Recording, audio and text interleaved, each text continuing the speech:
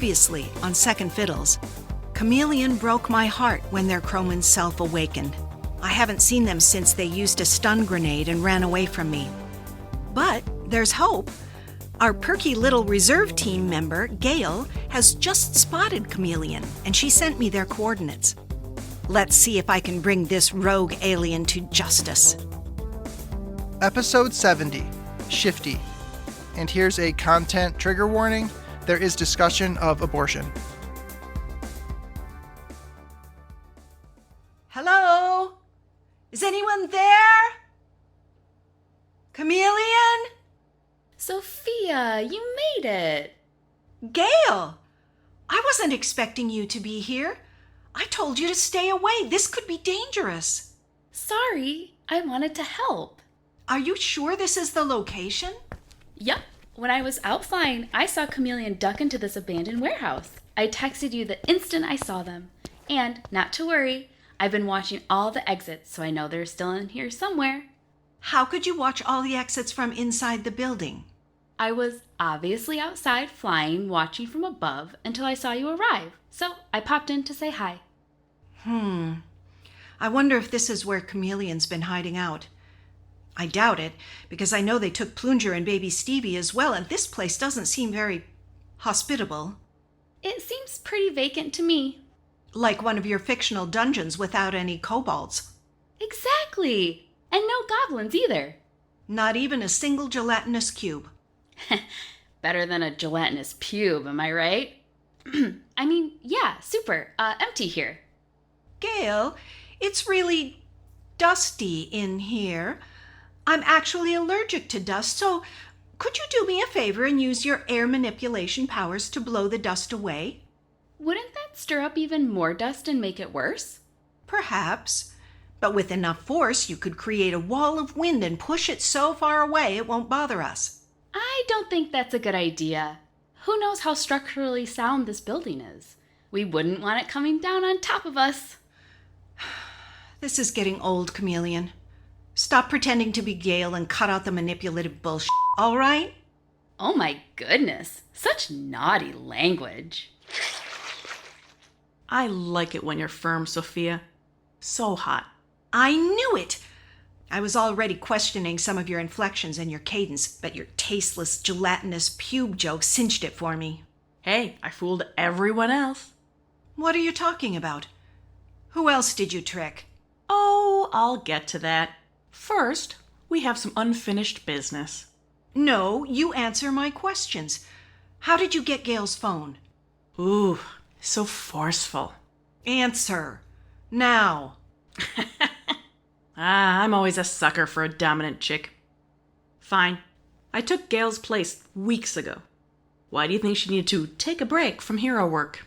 She's supposed to be finishing up her final semester at Rose Academy. Yeah, well, looks like she's getting an incomplete. Is she alive? Don't get your functional fair trade underwear in a bunch. She's just locked up with the others. Others? Who else have you taken? Let's see. I took care of Tammy, Noelle, and Ren at the spa earlier. And Plunger just grabbed Max and Elijah. Add Linus to the list. Blue Moon and Cassie are the only loose ends, but Ren has a great insurance policy against her sister interfering. What about Parker? And Silver? Meh. Plunger said he couldn't find Parker. As for little Miss Goodluck, Plunger's already shifted into Linus's body and should be bagging Silver within the hour. Why are you doing this? Hey, I'm just doing what I can to help out Rose. She was sick of competing with you guys for the Eternity Gem, so now she doesn't have to. You're in cahoots with Rose? I tried to get into her cahoots, but she was not into it.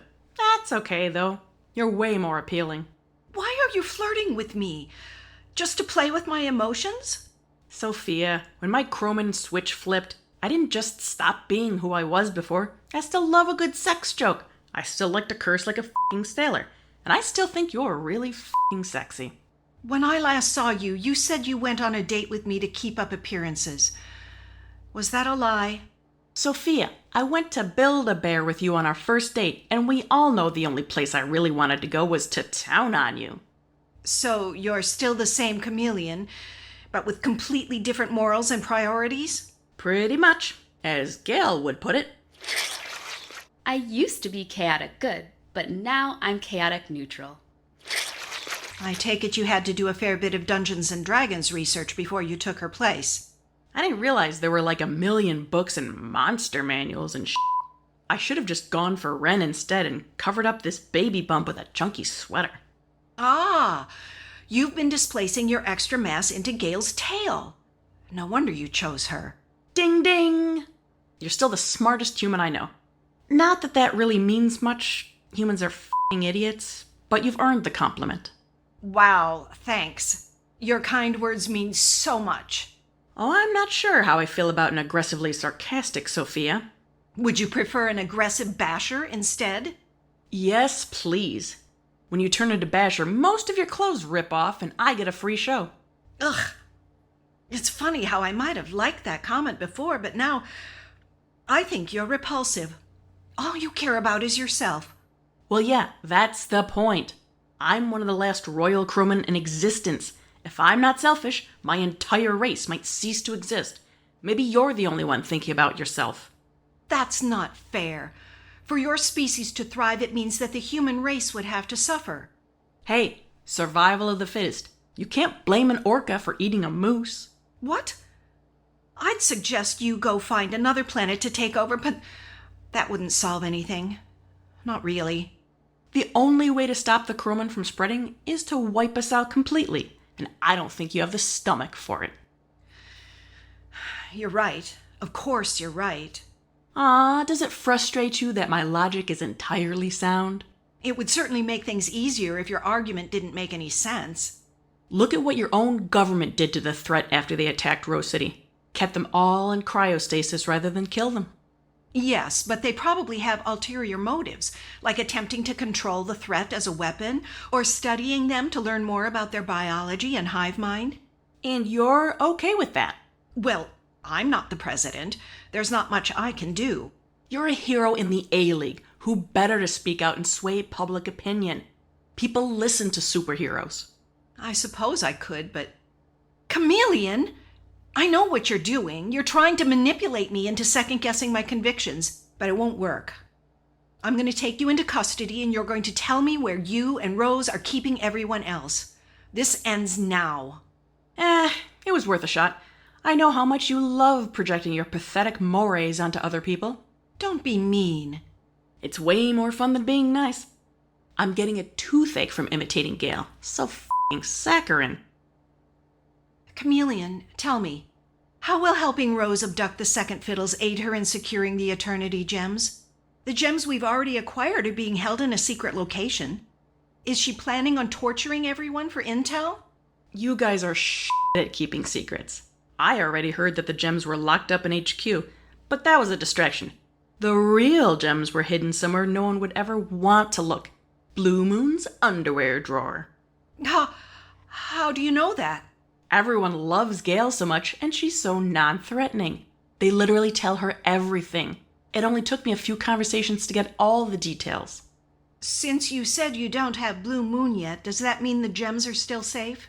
Oh yeah, no, definitely not. Earlier today, Blue was shooting one of his naked videos in the shower. All Plunger had to do was teleport in, shapeshift into that phosphorescent himbo, and walk out the front door with them. So you're saying Rose has almost everything she needs to join the gems together and destroy all of the superpowered people in the world? All but herself, I assume. And aliens. I'll be safe. Oh. Well, at least Blue Moon is safe for now. His powerful posterior is essential for Rose's plans. Yeah, he's... how do I put this? Simple-minded. I'll have him eating out of my hand like a goat at a petting zoo. After that, goodbye superheroes. And supervillains, you're welcome.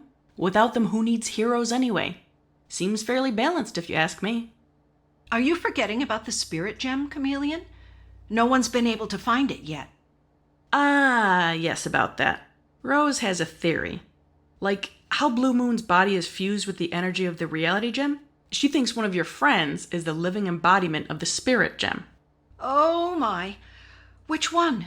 My money's on Cassie. That's why she's so powerful. I suppose. Perhaps that's why her powers take on a life of their own sometimes. Who the knows? But after I get Blue Moon, Cassie's next. She won't do anything stupid if Ren's life is at stake. Do you really think Rose is going to protect you after she's gotten what she wants? If the Eternity Gems make her the most powerful being in the known universe, what's to say she keeps her side of the bargain? I have no reason not to trust her. Yet. Yes, but that goes both ways. She's given you no proof that she's telling the truth. Now wait a goddamn minute. Are you really trying to work me right now? I'm quite serious. Maybe you can use Elijah's powers to discern Rose's true intentions. If you want, I mean.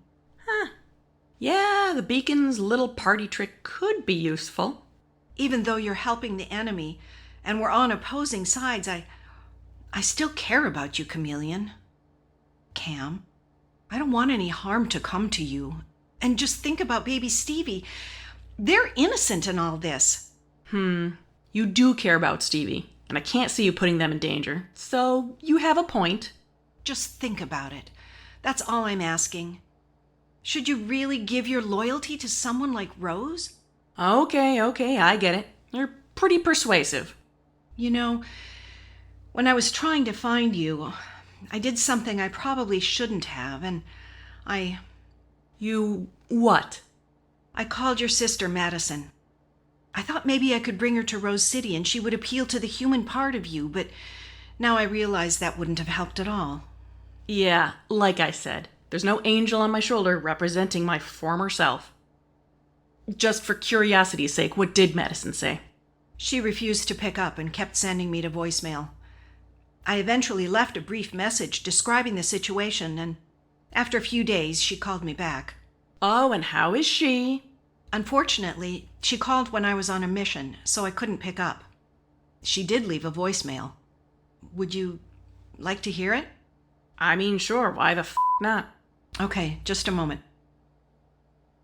Here it is. Please stop calling me. Yes, I was raised with Cameron, but she's a terrible sister and a worse person. Manipulative, like super deceitful, selfish trash. I'm glad you've all figured out how evil she is. I didn't buy the superhero thing for one moment. And her being an alien makes total sense. She never belonged with us in the first place. Sounds like you care about her, but believe me, she is not worth it, honey. I'm sorry I can't help you, but trust me, hearing from me is the last thing you need if you're trying to save her. She's a monster. Now lose my number. Is that about what you expected? Wow, what a... I used to feel bad about using her face, but now, hell, I'll enjoy it even more. And I do not miss that voice. I didn't know your given name was Cameron. Yeah, that's why Cam works so well as a nickname for me. And I left home before I started using they-them. I wasn't expecting her to be quite so hateful. You know that story I told you about how I tricked her boyfriend in high school into sleeping with me? I may have left out a few details. Oh, what else did you do? 'Twas the beginning of senior year, and Madison was kinda pregnant. She and her boyfriend had a tasteful, classic shotgun wedding. Our parents were very supportive, but I knew that baby would up her life. So you didn't sleep with your sister's boyfriend, you slept with her husband? Happens to the best of us. Bad choices were my way of life back then. It sounds like not much has changed. You very much. Anyway, Maddie filed for divorce, got an abortion, and cut me out of her life all in the same week. The rest of the year, we lived in the same house and never spoke. You cannot imagine how loud silence can be. After I graduated and moved to Rose City, well, you know the rest. Sometimes I think I kept using her shape as a way to remind myself of what I did to her, so I'd never be that person again. Well, trivial human means nothing to me anymore, so she can go herself. I'm sorry if that voicemail upset you in any way. Are you kidding me? It just goes to show that I was never meant for a basic human life. I was never very good at it. You were doing fairly well as a sidekick, and as a friend.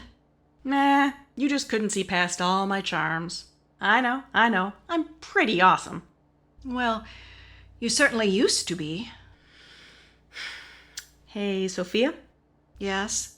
There's something I need to show you. Okay. Follow me. It's outside. I'm going to need a little more information before I go anywhere with you.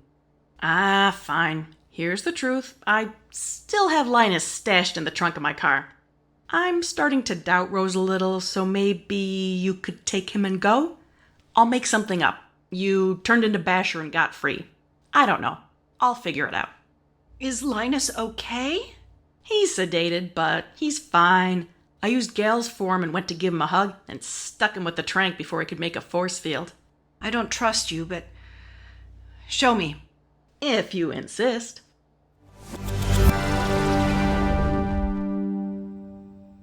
Hold on a sec. Just let me open the trunk. Linus!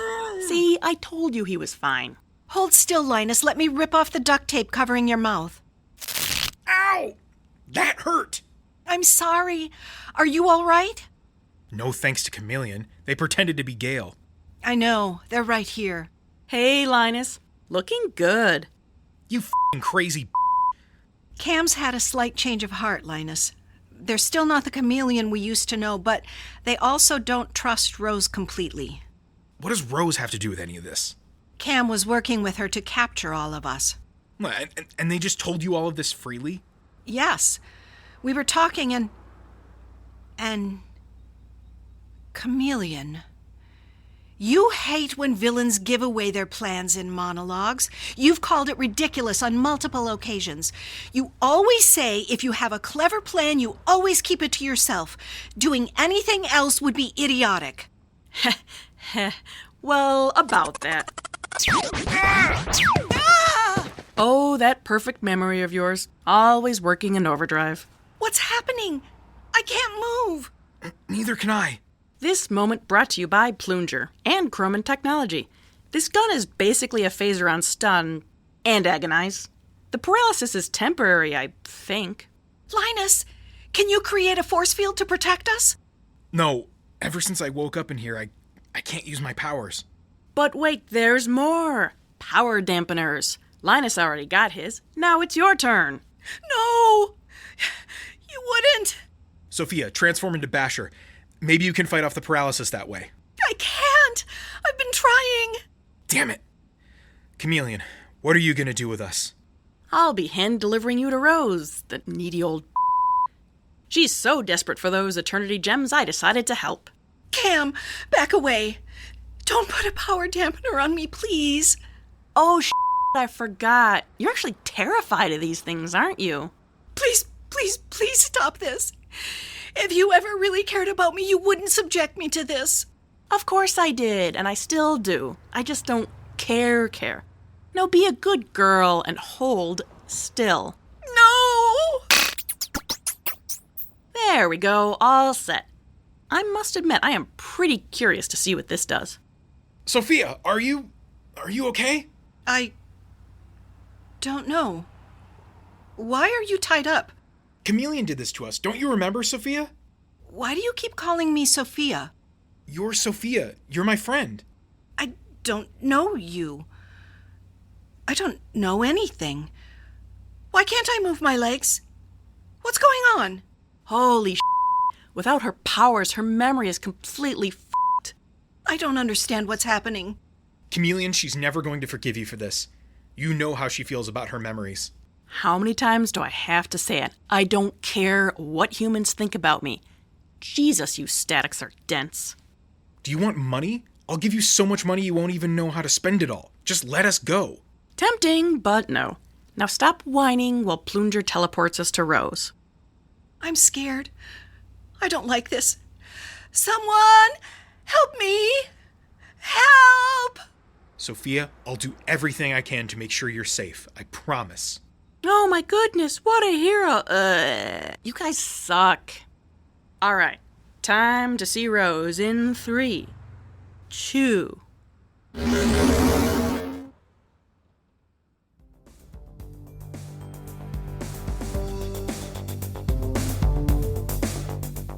In this episode of Second Fiddles, Chameleon and Madison are voiced by Elena Langan. Gale is voiced by Betsy Harris. Linus is voiced by Alex Sinacropi, and Sophia is voiced by Robin Rimey. Theme music by Pete Johnson, and writing, producing, and sound design by Matt Johnson. To connect with us on social media, follow us on Instagram and Facebook at Second Fiddles Podcast, and Tumblr at Second Fiddles. We're also on Threads and Blue Sky. Transcripts of all of our episodes can be found at our website, secondfiddlespodcast.com. Thanks for listening.